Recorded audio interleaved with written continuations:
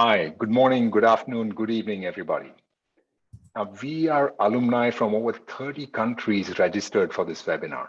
So thank you for taking the time to register, and I hope all of you can join, or most of you can join.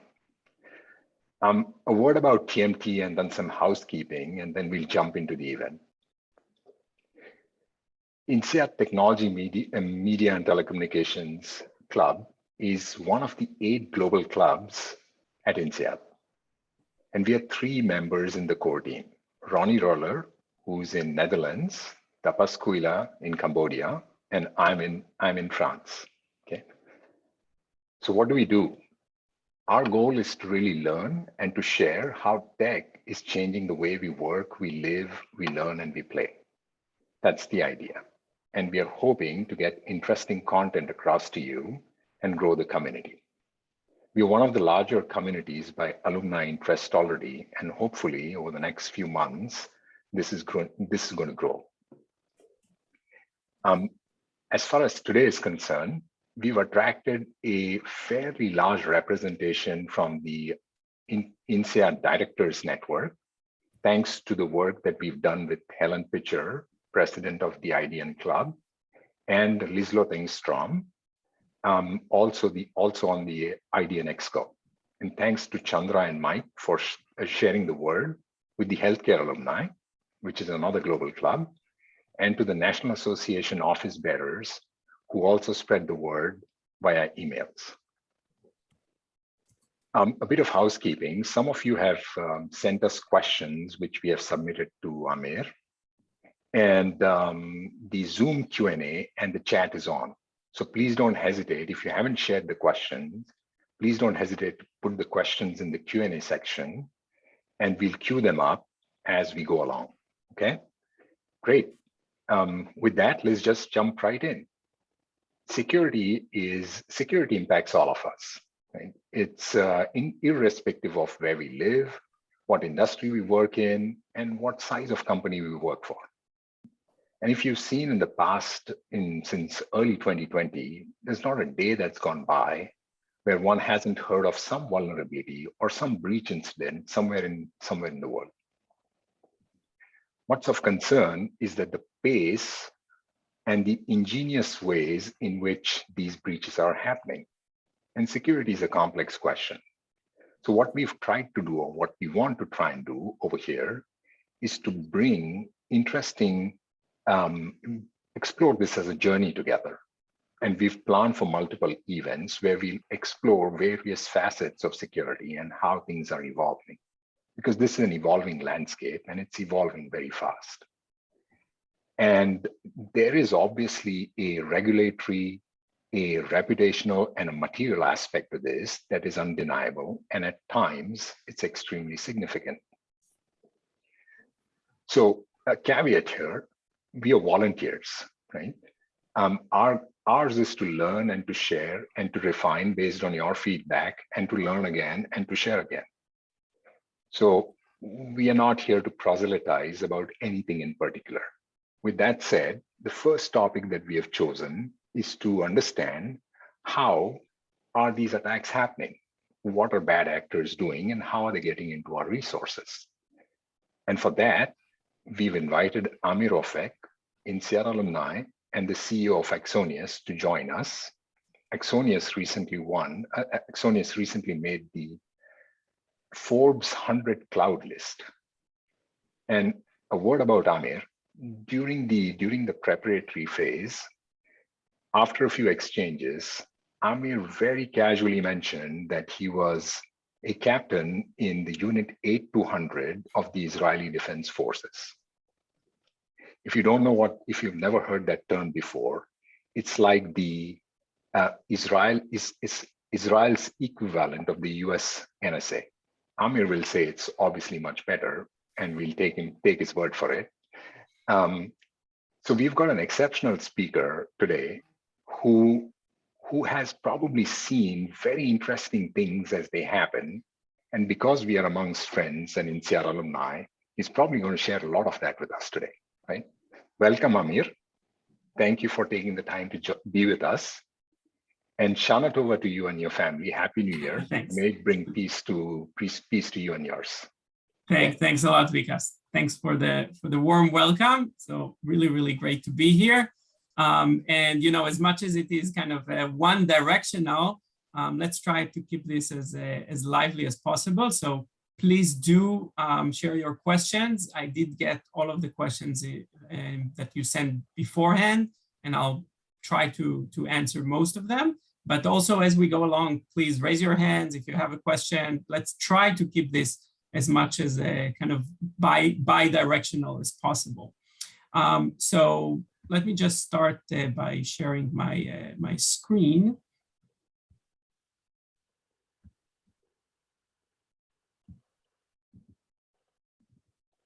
Can you see my screen okay? Yes. Yeah, okay. So as Vikas mentioned, the cyberspace is really evolving very fast and rapid. So the last year has been really great here in Tel Aviv for the ecosystem in terms of startups raising a lot of funds, in terms of a few exits. I was privileged to be on one of those exits, selling a company called INSEAD to Rapid7.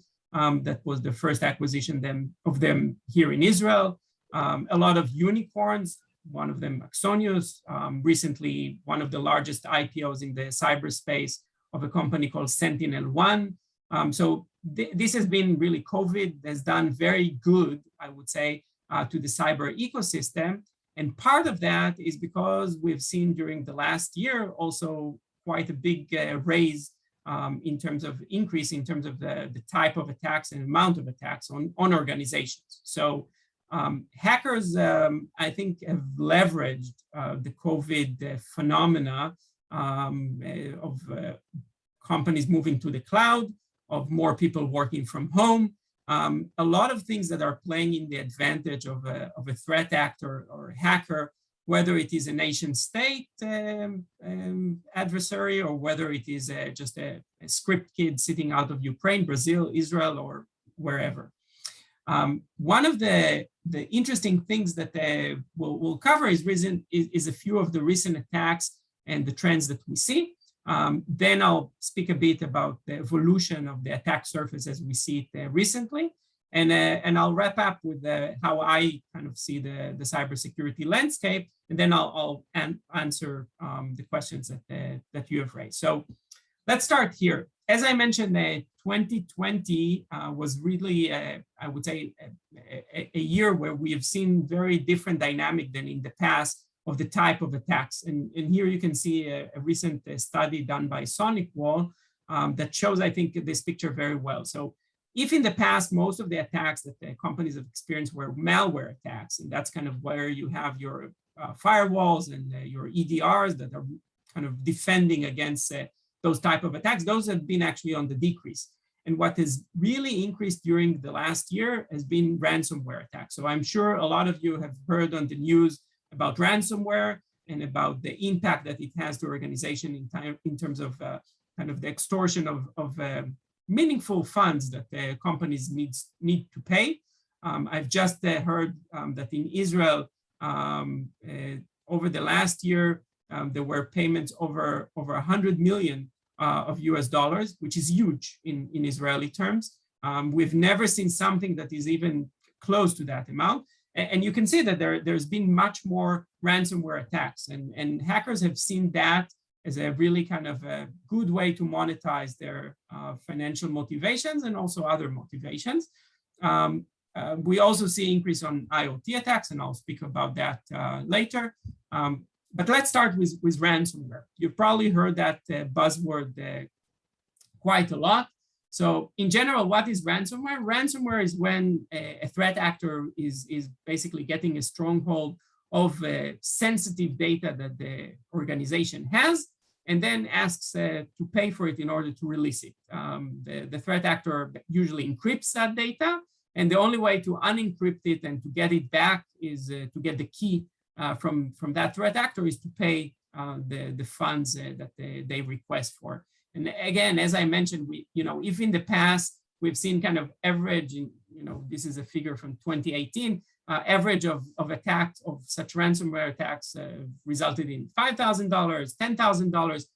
Now it's become really, I would say, a new business for threat actors. Now you can really open a very good threat hacking factory organization that has a very nice ARR that is in the hundreds of thousands of dollars, let alone the Kaseya attack, which resulted in about $40 million that an insurance company had to pay. So we see that really becoming something that is going to impact each and every organization. Nobody is safe from those attacks anymore, and the threat actors are much more bullish.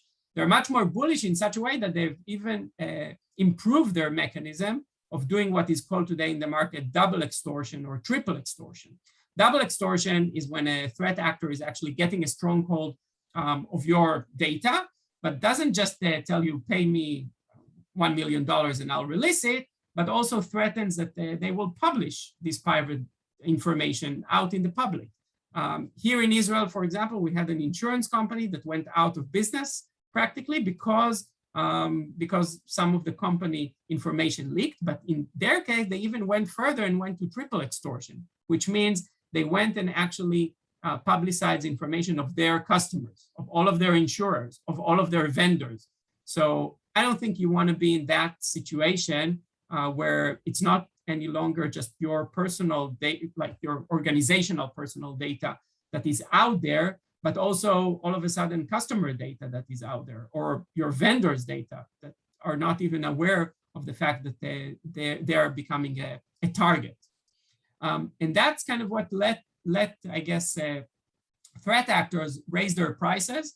And today, it is an issue that each and every organization needs to be kind of aware of. There is this figure here that in 2021, every 11 seconds, there has been a ransomware attack carried on somewhere around the world.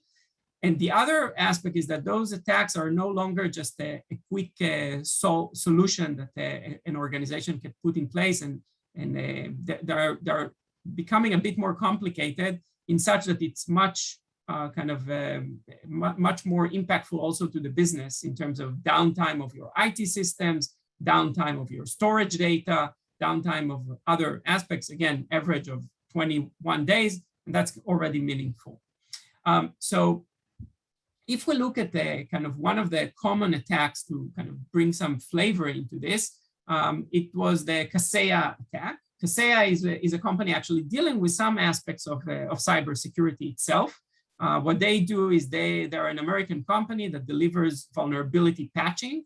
A vulnerability is a known gap that the software has. And one of the ways to actually mitigate cyber attacks is by making sure that you patch your software, meaning that you always keep your updated version that addresses those vulnerabilities that are being found at various softwares. So one of the offerings that Kaseya does is actually delivering those vulnerability patching tools, and they do it as a service to many customers. So Kaseya is what is called MSP, a managed security provider that has thousands of customers that are getting this service from them.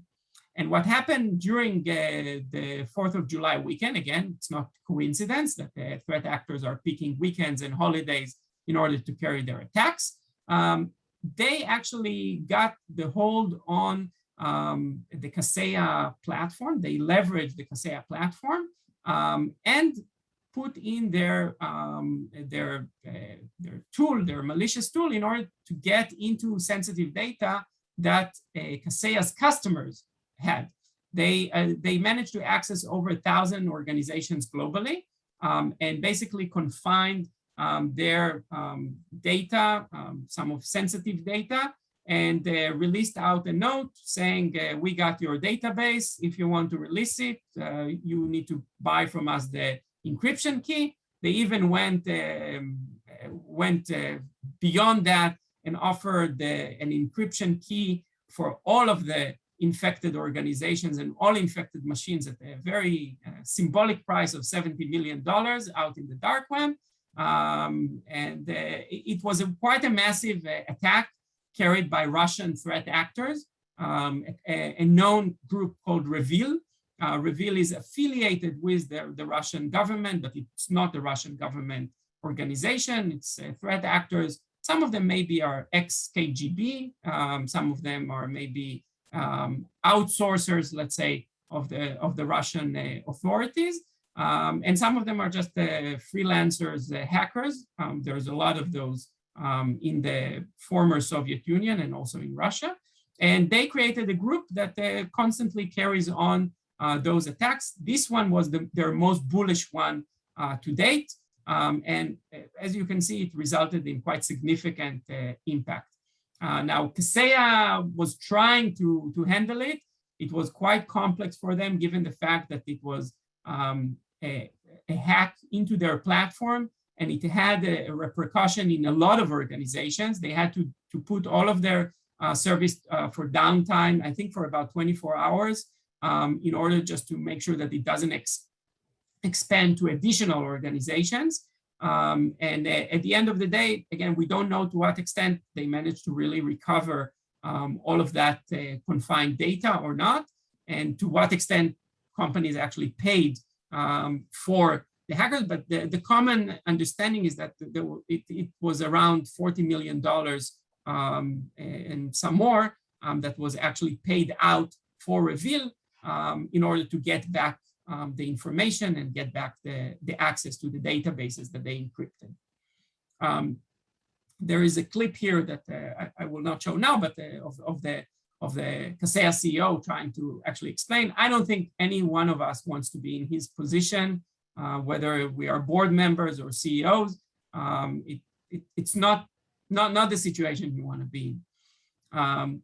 Another common attacks that we've seen recently are through supply chain. And Kaseya, to some extent, is a good example for that as well. So today, threat actors understood that in order to attack organizations like, let's say, Merrill Lynch or Morgan Stanley or Citibank, etc., not necessarily they need to attack Citibank itself. They can actually attack the weakest link in Citibank, which is maybe one of its providers, maybe the PR agency that Citibank is using, maybe their law firm, maybe a provider of some software. And again, you probably have heard at the end of 2020 about the SolarWind attack. So SolarWind is a common software that was used by many organizations globally. And those organizations were actually hit, not because the threat actors hit the organization itself, but because they hit SolarWind. And the repercussion here to the US government was quite severe. What we see common in all of those attacks is the usage of very simple tools, phishing and social engineering. So phishing is the common term for those strange emails that you see in your inbox that try to hook you to press a link or to hook you to press an Excel file from your CFO. Those are very common in order to get those encryption tools into the company, into the organization. They're very common in order to also in order to kind of put malware that can extract data out of your organization to the threat actors. And another very common way that the threat actors are using is social engineering, like a recent attack of Electronic Arts, the gaming company. Threat actors actually breached through their Slack channel. Slack is a SaaS application that is being used very commonly by developers in EA. And the threat actors managed to get into Slack, and through Slack identify one of the admins and lured him to share information and passwords that otherwise he would not, of course, share with anyone. And that's something that threat actors are very good at, of kind of disguising and kind of leveraging social media and social engineering to lure or to trick admins, executive assistants, and others within the organizations in order to extract data and in order to get access to some operating systems that through them they can infiltrate their attack tools. So the attack evolution, I would say, started with back in the, let's say, early 20s, most of the attacks were carried on your PC. We saw the coming of all of the antiviruses and anti-malwares like McAfee, etc. Since then, the attacks have expanded to servers and to more kind of complicated attacks on your PCs and endpoints, and that has become kind of the haven of the whole emergence of EDRs. CrowdStrike is a very good example for that, the company that is doing very well through that. Then we've seen also in recent years, mobile is becoming another attack vector. You probably heard about Pegasus recently by the Israeli NSO company. So Pegasus is actually a malware or a attack tool that is leveraging the mobile device, not the PC. And we will see, I believe, more and more attacks happening through the mobile, given mobile is becoming a dominant work device within organizations. And that is a new frontier that is yet addressed. Another such new frontier that has increased a lot during COVID is the cloud and attacks that are being carried on the cloud. So today, organizations are moving to the cloud, shifting to Amazon, to Azure, to Google, to GCP, etc. And those cloud platforms, as much as they are secure, and by the way, I would highly recommend every organization actually to move to the cloud, because clouds are probably less prone to be easily attacked than your on-prem servers. But still, those cloud environments are a new attack vector that the hackers are leveraging, let alone all of SaaS applications that are being consumed on the cloud. So as I mentioned before, Slack, think about your usage of Salesforce, of Okta, of other SaaS applications in your organization. Those are becoming a very easy way in. And last but not least is something that, again, you saw the increase during the last year. It's still a small portion of the total attacks happening out there, but IoT devices like cameras, like your, you heard probably about the attack on the pipeline. So monitoring devices of critical infrastructure and other kind of machines that are not very sophisticated from protection capabilities, but can have a easy hook into the network by somebody that is abusing the easy access that they can get into those devices. So IoT is another area that we have seen recently a surgence of attacks happening too. And if I need to kind of summarize in terms of the 5 areas that I believe are kind of the key cybersecurity vulnerable areas, or the areas that you should think about when you come to think on how you protect your organizations, I would sum them as the following 5. One is the endpoint protection, which is the most common one. You need to protect your devices. You need to protect your devices agents and not that might become not functioning. You need to protect your mobile. That's a new area in that endpoint domain. The second one is the network management. And again, that's where the Ciscos of the world and all the firewalls, again, it's quite I would say, a mature area of protecting organization data. So doing kind of segmentation of your networks, all of the aspect of zero access, especially now in the last year with networks becoming not just your perimeter network, but also VPNs, because your employees are connecting to the network from their home, so from new unmanaged devices. So that's kind of the new trend that we see in network management.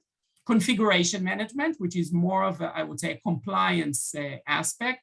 But as I mentioned before, you need to make sure you patch your software. You need to make sure that you are aware of all your devices within the network, of all of your SaaS applications that are being configured correctly from a security perspective. So configuration is probably kind of the baseline that you should address in your organization whenever you come to think about security. The area that is related to that is vulnerability management, where you need to make sure that you manage all the vulnerabilities of your software that you consume within the organization. And a new area that emerges in that aspect is API security. So today, more and more of software that is being consumed by organization is using actually APIs, is using open source, is using third parties. All of those APIs are usually a very easy access point because nobody is really checking them, testing them from a security perspective. You're testing your own source code, you're testing what your own developers are doing, you're testing your vendors, but you're not testing the APIs that are being consumed in your own software, if you're a software house, or in your vendors' consumption. And API, again, is the weakest link that a hacker would leverage. And we have seen also in that area some few interesting startups that have evolved of securing the APIs. And last but not least is, of course, the area that is probably getting most attention these days of cloud security. Cloud security all the way from what is called CSPM, Cloud Security Posture Management, making sure that your cloud infrastructure is being monitored in terms of configuration, in terms of access, etc. Making sure that your cloud assets are consolidated in a well manner, and also making sure that the SaaS applications that are being consumed over your cloud are not abused. So this is kind of how I would kind of map the land, if you want to see on one slide, of the entire kind of cyber landscape, both from attack perspective and also from what you need to protect. So with that, I will maybe switch to the questions. So first, let's see if there's any questions that anyone has shared now online. Thank you, Amir. It was fascinating. That was really quick, but that was really dense. And I am not sure whether people are shy, but that was really dense. You covered a lot of points there as to what really is happening and how people are being attacked. Maybe we'll give people a bit of time to ask their questions, and I'll start the ball rolling. So given all this change that's happening, how does one start, or where does one start? What do you start with, right? And if we can talk about this a bit, that would be brilliant. Sure. So I think where you get started when it comes to cybersecurity is from two areas. And you should look at it like any war, okay? So cybersecurity, again, you mentioned I came from the Israeli IDF, so it was many years ago, but I still think in a lot of terminology that I was injected to there. So we really need to think about cyber like war or like crime. And when you think about it that way, you need to think from one perspective, what it is that you need to protect. So what are your kind of, it's very common called crown jewels. You need to understand what it is your organization needs to protect. And from the other hand, you need to think about, you need to get into the head of your attacker and think how they are working, or what it is that they are after, or what it is that they are doing in context of your organization. And I think those are the two baselines. So from first understanding your lay of the land, you need to really understand the assets in your organization that you are protecting. You need to understand where is your sensitive data, or the data that is most important for your organization resides, and make sure that you have always a very good picture, a very good visibility on your entire assets of the organization. It sounds trivial, but it's very not. So when you talk about large organizations that have 1,000 employees, 2,000 employees, and of course, north of that, it's becoming a bit of a jungle, because think about the amount of employees that have joined the company and left the company, orphan devices, orphan accounts that have been neglected throughout the time. How you make sure that you are aware of all the servers and all of the networks that your organizations had. If we add to that companies that are doing M&A, for example, then think about the complexity of making sure that you know of all of the infrastructure that you have consumed into the company throughout the years. That asset management or asset inventory is quite critical to understand what it is you are defending. The moment you have a good grasp on what it is you're defending, then you can start building your defense methodology. The other thing you need to look at is to think outside in. So to look what your attackers are after. And for that, you need to do some sort of, I would say, reconnaissance or understanding of threats that are out there that are relevant for your organization. You can do it either by consuming some reports or kind of just educating yourself, or you can do it by also tools that are doing ongoing mapping or ongoing monitoring of threats out there, whether it is vulnerabilities, which is the most simple threat to look at, because those are like the known threats that are out. So, companies like Rapid7 and Qualys and others that are doing this vulnerability monitoring. But the more interesting ones are companies that are doing threat intelligence, that are looking at threat vectors that are specifically targeting your organization. One of the companies I was CEO of, Cyber, is doing that. But that's kind of a whole area by itself. So those are probably the two areas that I would start at. Right, wonderful. Thanks, Amir. I think the ball has started rolling. So let's look at some of the questions and let's queue them up. Let's take the first question from Julia that talks to what you just spoke about. And she's asking what in your opinion are the best practices in terms of managing risks from partners, vendors, etc. It's a big ecosystem. The bigger you are, the more supply chain risk you have, right? Right. And so how do you manage all this if you don't know what's where? What are your resources? Yeah, exactly. So partner, vendor, as I mentioned, supply chain is a major aspect, and managing your vendors and your partners, I think today is becoming more crucial than in the past. There is the whole area of vendor risk assessment. There's a few companies and again, tools that you can get there. You can of course do that manually. If you don't have too many vendors, you can leverage your procurement department or your IT department, or your security department to do this assessment on each and every vendor. I would highly recommend not doing that and really depend on companies that are the professional there. Either on tools, there's companies like BitSight and Security Scorecard that are doing some automation around those domains, or around kind of companies that are doing the mapping of vendors and checking the risk level that they pose. But you need to have a program that addresses that, and you need to have an owner in the company that is responsible and will be held accountable for entering any vendor into the organization from a security risk perspective. Wonderful, thanks. And so there's another question, I'll follow up on that while Tapas and Ronnie are looking at it as well. How do we measure the cybersecurity attack numbers? I guess this is a very interesting question because not all of this is publicly known. Not many companies want to divulge that they have been breached, right? So how does one measure? So it's really, so Sylvian, that's kind of a tricky question because of course we just scratched the iceberg, I guess, in terms of what we know of attacks out there.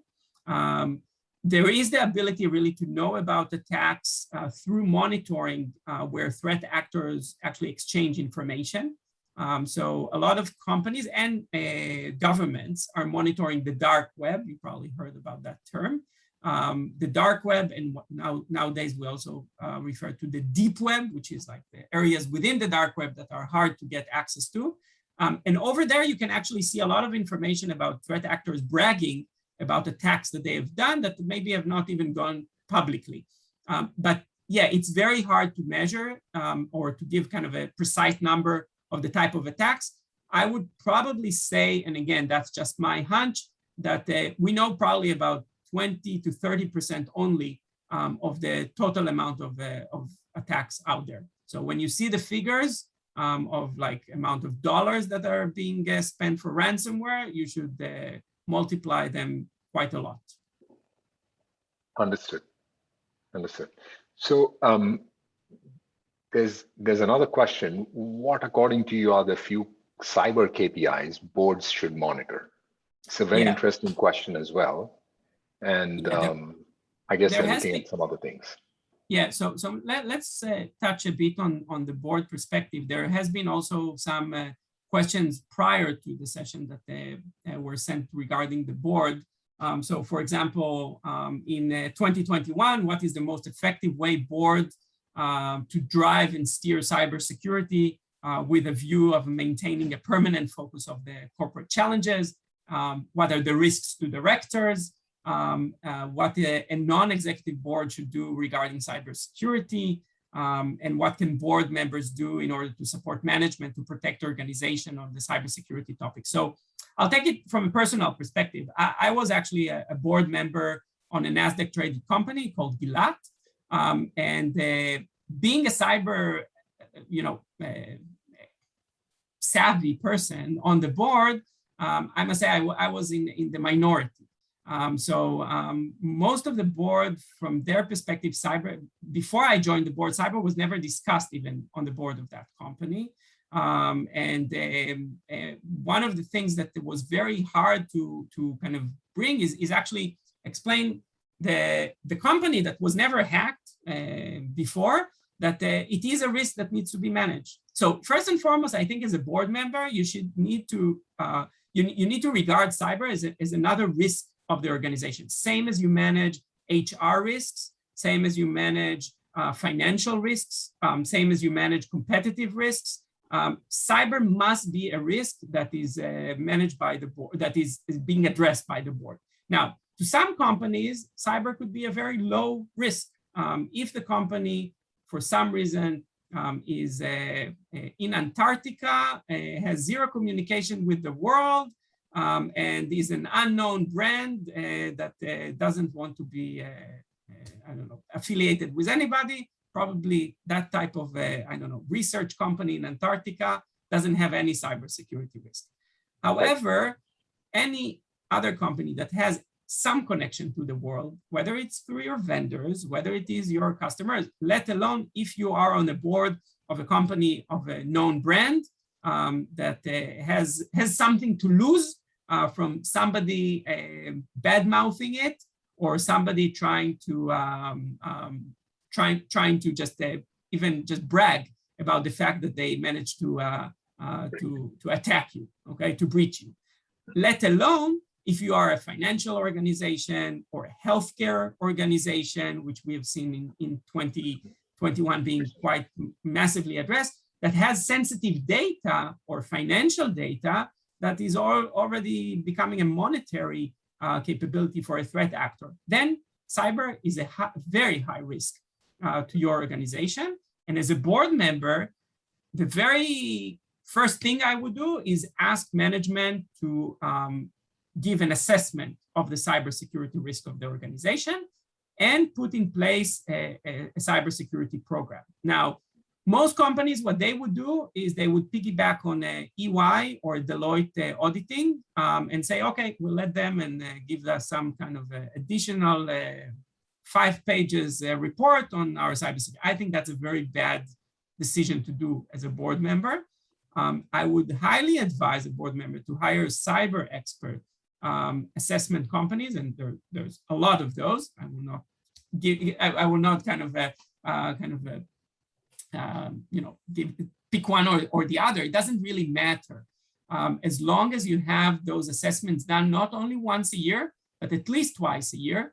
And I would highly advise that in case that the risk is high, that you identify cyber risk as high in your organization, you do even a continuous cyber assessment within the company, have a CISO assigned in the company, so somebody that, again, is held accountable for cybersecurity in the organization, and put the needed funds to build a cybersecurity team and to purchase cybersecurity protection capabilities. But again, from a board level, I think you need to see that this risk is being managed, that this risk is being handled, that there is a program, and that there is some external assessment to the risk of your organization. That's what I would start with. Thanks, Amir. So there are a couple of related questions about third parties. People are asking, should we assume that cloud systems from renowned providers are well protected? If not, how to get the right kind of security from them? It's a relevant question because it's an 80-page contract or more. How do you actually go through the fine print? And can we trust third-party systems in cloud, SaaS probably, than our own systems? I think you answered the latter part, but it would be nice to understand what you think about. Yeah. So I would answer, you never can trust a vendor, okay? In context of cybersecurity, of course, okay? You never can trust that the vendor is fully proof. Nobody is fully proofed. If a company, and again, like SolarWind, which is a very legit company, Kaseya, that by its own is dealing with cybersecurity, you need to make sure that, again, your critical vendors and cloud, let's say your AWS, your Azure, are critical, of course, in terms of your infrastructure in the organization, if you have them. SaaS providers like Salesforce, etc. Any vendor that has access to sensitive data or has access to some sensitive people in the organization is a vendor that you need to scrutinize. And no, you cannot assume that AWS has the best security. By the way, AWS themselves don't proclaim to, and they're not, if you look at the contracts with AWS, they're not taking accountability over cybersecurity. Again, as a vendor that I was working on cloud in a company called INSEAD, dealing with cloud security, we had a very strong partnership with AWS where we augmented and they recommended bringing us on board and helping protect their Kubernetes deployments in their cloud infrastructure, because they didn't want to take accountability for it. So whenever you have cloud, whenever you have SaaS, yes, you need to build an ecosystem of protection around it through products that actually augment the cloud providers and the SaaS providers. Great. Could you just clarify for all of us, what does it mean in the context of cloud, security in the cloud and security off the cloud, so that it's clear where the contract lies? So again, AWS, GCP, Azure, all of them, by the way, are much more putting much more effort in security than any company dealing with their own servers or their own on-prem. So if in the past, banks, for example, were thinking 5 times before moving to the cloud because they thought it's less secure, and still there are banks that think that way, especially in Europe. I would highly advise to every such bank, forget, if security is the issue, forget about it. You will never be able to, as a one-off bank, to put all of the security measures that an AWS is putting, or that an Azure is putting, or that the GCP is putting. And by far, cloud infrastructure is much more secure than your own on-prem. Having said that, of course, there are loopholes in any infrastructure. So today, for example, we have seen attacks on AWS and on GCP, same as happened, by the way, on on-prem servers of threat actors that managed to get into their routing, into gaining access of the admin of your cloud account, so you can same way get access of your admin on your server account. That's kind of maybe different ways of doing it, but the end result is the same. So you need to put the protection layers on top of just kind of your cloud infrastructure. But again, the cloud today is providing quite a robust layers of security that I think is far better than what you can do on your own if you have kind of an on-prem or private cloud that you need to manage yourself. Great. So in a nutshell, what they're offering you is the infrastructure, and they secure that infrastructure. But whatever else you put on it, that's your responsibility. Exactly, okay. as well as access to that infrastructure. So great. So it's okay. It's a big conundrum. Okay, so you talked about financial institutions. We received this question in the Slido. How do global financial institutions manage the complexities of cyber risk? Yeah, Can you talk to that? Yeah, I think financial organizations are quite on the far maturity of the maturity cycle, let's say, of cybersecurity. So today, when you come to I don't think you will find today any bank anywhere that doesn't have a security team, a CISO, and doesn't have a security budget in place.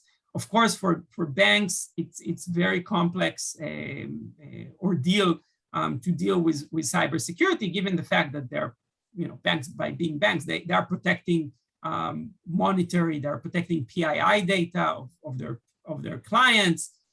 They need to provide the best protection, because that's what they, at the end of the day, that's their reputation. That's why you're a customer of a bank, because of the security. So it's a very, very complex program, I would say, for a CISO in a bank to make sure that you have all the foundations. But at the end of the day, it comes to the same aspect that I mentioned before.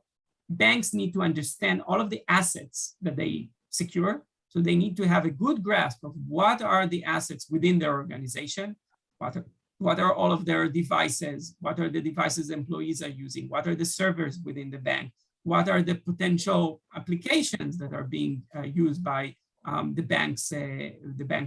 bank employees. And on the other hand, they need to have a very proactive approach of constantly trying to find out who is after them. So they need to have a constant proactive way of monitoring the dark web, of monitoring threats that are out there, and making sure that they are not a target. And the moment they become a target, immediately put the remediation and the reaction in place. So most banks today also have a very strong IR team, incident response team, that can, in a case of an event, in a case of a potential hack, can immediately put kind of the needed effort in place in order to seclude, in order to confine any kind of server that might have been breached, in order to put in place all of the additional protection measures in case they sense maybe somebody is already spoofing around in their network, or in case in the very severe case, and again, many banks have been through that they have been hacked, making sure that they get to the root of what exactly was stolen. It's like the Ocean 11 movie, okay? They need to understand which vault was accessed, what was stolen from there, who, and then try to trace back to who did it through some breadcrumbs that they left on the way. So I would say definitely a bank CISO or a financial institution CISO is somebody that probably doesn't sleep well at night. Yes, agreed. So without going into the details, there's a very interesting question, and it's related to a couple of other questions that I see on the chat. It's a huge market space, right? The cybersecurity landscape is just exploding, right? How do you pick who to work with? That's a very legitimate question, and people are concerned about not over-investing in cybersecurity, if there is such a thing. But how do you actually select companies to work with? Yeah, so that's today a very significant issue for a lot of CISOs out there. Today, there's over 4,000 and 5,000 vendors in cybersecurity. There is a company called Momentum Partners. I highly recommend, if you're interested. Yeah. They put every month kind of their map, and it's becoming bigger and bigger, and they're trying to segment and to map all of the various vendors. But if I would show you that slide, you would understand what I'm talking about. You follow them. Yeah, so Momentum Partners, I think, are doing the best job of mapping all of those vendors. At the end of the day, I think my advice is first, try to get to the vendors that are not doing pinpoint solutions, but are actually addressing a more broad area, a more broad domain. And we see today more and more platform players rather than kind of point solutions. So that's a trend that we will continue seeing. By the way, there's a lot of consolidation happening in the market. Again, I mentioned Rapid7 before. Palo Alto is another company that is doing a lot of acquisitions. Microsoft is another one. Cisco is another one. So there's a lot of consolidation happening in the market, and it will continue to happen. But at the end of the day, even not with the big players, but smaller players, even Axonius from that perspective, you need to look at companies that are covering a broader dimension rather than just a pinpoint. So that's one. Secondly, of course, you need to work with companies that are addressing the issues that you face. So don't be fooled or don't be kind of carried away by a new technology out there that is very cool or whatever, if it's not addressing an issue that you face. So you first need to map what are the critical assets that you have, what is the critical data that you need to protect within your organization, and then try to find out what is the right product out there that addresses those aspects. And not, so for example, and there is a question here about mobile devices becoming the new frontier. If your organization doesn't use mobile, then it's not relevant for you. If mobile is being consumed in your organization in such a way that it doesn't expose any data, then you don't need a protection from mobile. However, protection of mobile is probably one of the areas that you do need to look for more sophisticated players, because it's a new area, it's a new domain. And there you need to actually go after the more innovative startups or the more kind of companies that are purely focused just on this area. So that's actually a good maybe exception of a new upcoming frontier, a new upcoming challenge that maybe a company like CrowdStrike or like Palo Alto doesn't know how to address, because it's yet to be solved, or yet to be ingested into their platform. Wonderful. So time is running and we still have a lot of questions, and I appreciate that you will take some more time to work with us. Let me ask the next question. Why are attacks so focused on North America? I think the hacker, so there's two reasons for that. One reason is geopolitical. So a lot of the attacks happening on North America are kind of nation state attacks by either China or Russia. So, all the top 3 attacked countries in the world are US, Russia, and China. And one of the reasons is because they attack each other. And that's governments doing that. But the second reason is just hackers, they go after the money. So, they go after Fortune 500 companies, after Fortune 1000 companies, and where the money is, that's where they follow. So there's a lot of attacks today happening that are financially motivated. And of course, a threat actor sitting in Brazil or sitting in Ukraine or sitting in Israel will go after a company that has a lot of funds. And a lot of them are on the NASDAQ, a lot of them are in the US. So I guess that's the reason why. Understood. What about the space of government tech? There seems to be a development of digital identity globally, Bank ID in Sweden, It's Me in Belgium, GovTech in Singapore, etc. How does this fit in with the cybersecurity space, if it does fit in at all? That's the question. So I think digital identity is definitely a new area that needs to be looked at in terms of PII, personal identity information, and sensitive data that is out there. So definitely, like we've seen today, the rise of healthcare attacks and hospitals being attacked. They're being attacked because threat actors want to get hold of personal data. They will try to get hold of that personal data within GovTech in Singapore, or they will try to get of that personal data within, let's say, tokens that a bank is distributing, et cetera, et cetera. So I think all of those digital identities are actually kind of just another dimension for threat actors to go after. Understood. So there's another question about artificial intelligence. You talked a little bit about this in terms of the kind of people that you should work with.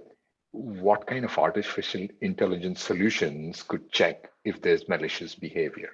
Why do I need AI? Can't I do it with people? So I would start actually with a different angle on that. Threat actors have become more sophisticated.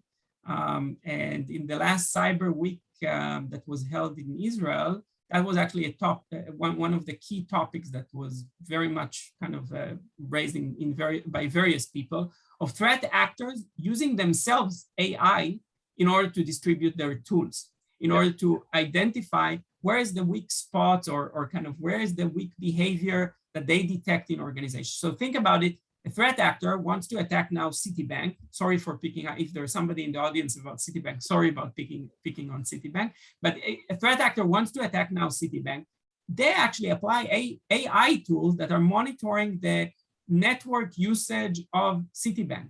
And they would go and monitor and see who is maybe accessing the network in strange hours and who is maybe accessing a lot of data. And they apply AI in order to do that. So if threat actors are doing it, let alone that on the defense side, you need to apply that as well, because that's kind of what you're up against. You know, if you need to fight jets, you need to have jets on your own. So, you know, and AI is actually allowing, analyzing, again, cybersecurity at the end of the day is when you think about the technologies that protect, those are data technologies. And one of the issues in cybersecurity is that there's too much data, too many logs to monitor, too many devices to monitor, too many people that are doing strange things to monitor, and too much data that resides in servers and databases. And in order to kind of efficient and make it more efficient and effective, you need to automate it, and you automate it through AI, through detecting anomalies, through detecting malicious behavior that is being detected not by given rules, but by kind of strange behavior that is out of the norm. And that's where you apply AI. I would highly advise to anybody here that is procuring cybersecurity technologies, AI today, machine learning, there are buzzwords. So not necessarily every company that is saying they're doing AI and machine learning is actually doing it. Sometimes it's only marketing fluff, or most of the time, it's more marketing fluff. Thank you, Amir. Another question about attack tools. Let's suppose that somebody has been hacked and their data has been encrypted. What kind of tools do I use to do that? Probably a more interesting question would be, if it is encrypted, is it too late? What do I do? Well, if somebody already encrypted your data, probably it's a bit too late. Again, especially if you don't have quite a strong cybersecurity team in-house that can actually get and do this, what I talk about, this IR investigation and understanding how actually the hacker got a hold of your data and how they applied this encryption. If you do have that IR capability, to some extent, sometimes you can manage to get bypass and see kind of how the hacker managed to get. I'll take a very simple analogy. If somebody got into your house, you know, a thief got into your house, so he could be roaming in the building, and you don't know, you know, where he is, and you don't know which room he managed to kind of lock. But if you have kind of the camera watching and seeing exactly that he opened the window and went up to your balcony and then went into some room, and so you know exactly where he is and how he got there, maybe you know another way to get into that room yourself. So again, it's never too late, and that's why, you know, a lot of the ransomwares are actually failing, and you know, they're not being ended up by paying the extortion fees, because companies that have cyber teams in place and IR teams in place manage to resolve those without kind of, it just takes time. But in the cases that you don't have such a team, you could, of course, hire a mendiant or somebody that comes in and try to investigate, etc. Takes time, takes a lot of money, not necessarily with the results at the end of the day. So yeah, unfortunately, a lot, and that's why ransomware has been so successful. Unfortunately, a lot of the ransomware ends up with actually the companies paying for it. And by the way, that's why we see today more and more hackers that are financially motivated going after not the big names, like in the Kaseya attack. They went after 1,000 SMBs, clinics, small law firms that they know don't have the rigorous cyber teams in place. So they're the easy bait. Understood. So here's another question. What's the biggest challenge you think that CISOs are facing towards their management and their board? Yeah, that's a good one. I think that the main one is translating what they are facing into business impact.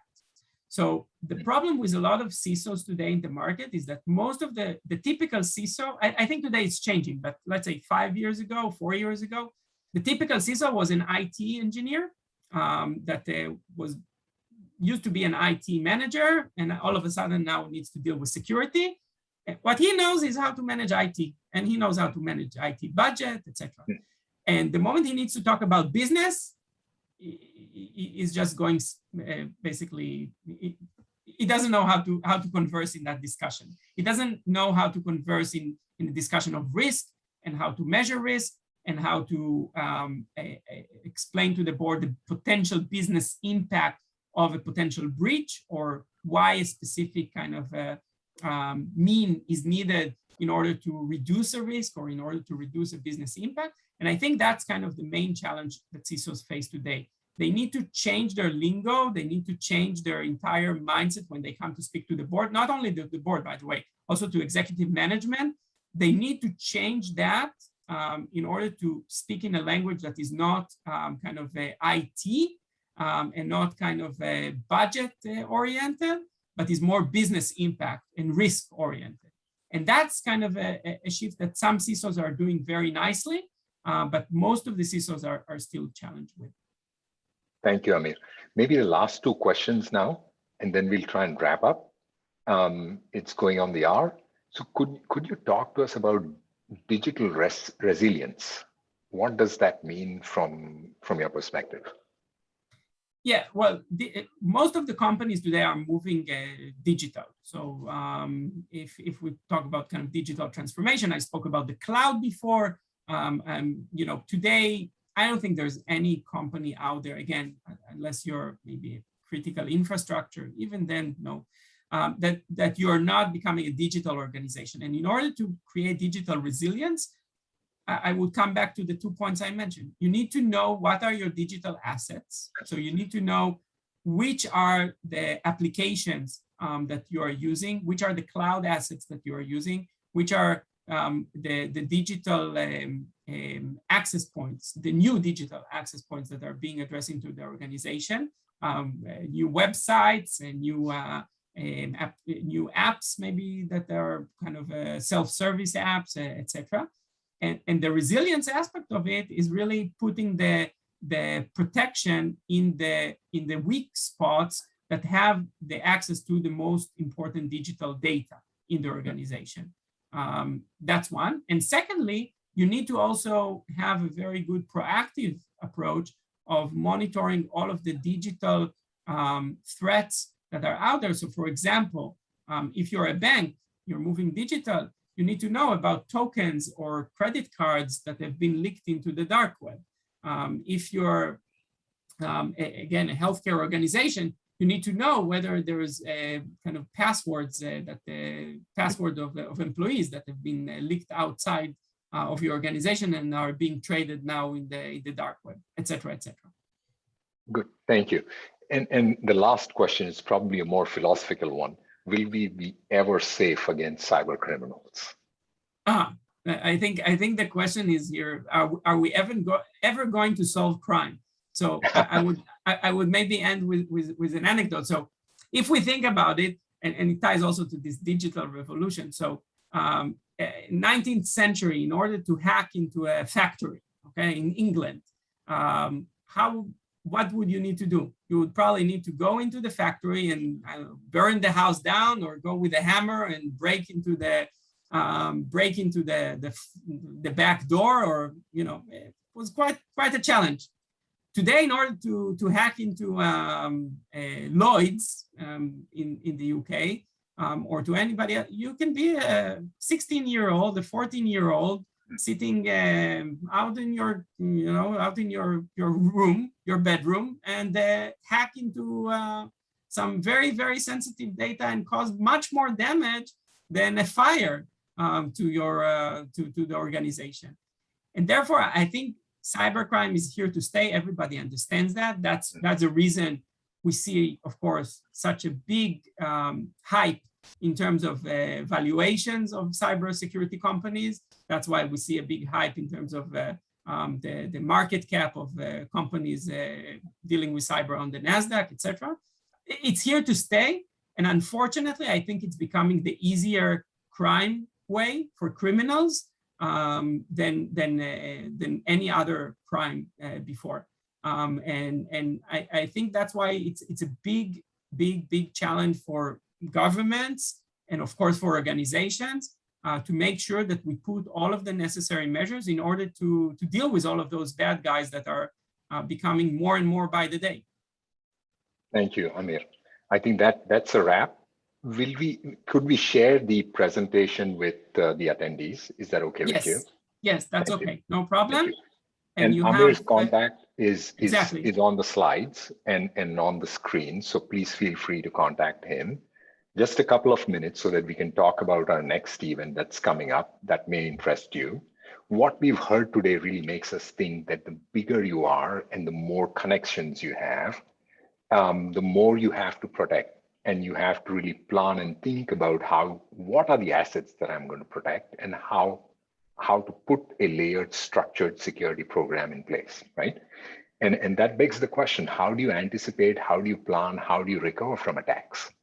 And to answer that question, we have planned a second event to really go into a little bit more detail about what Amir really talked to us about. How do we do that, right?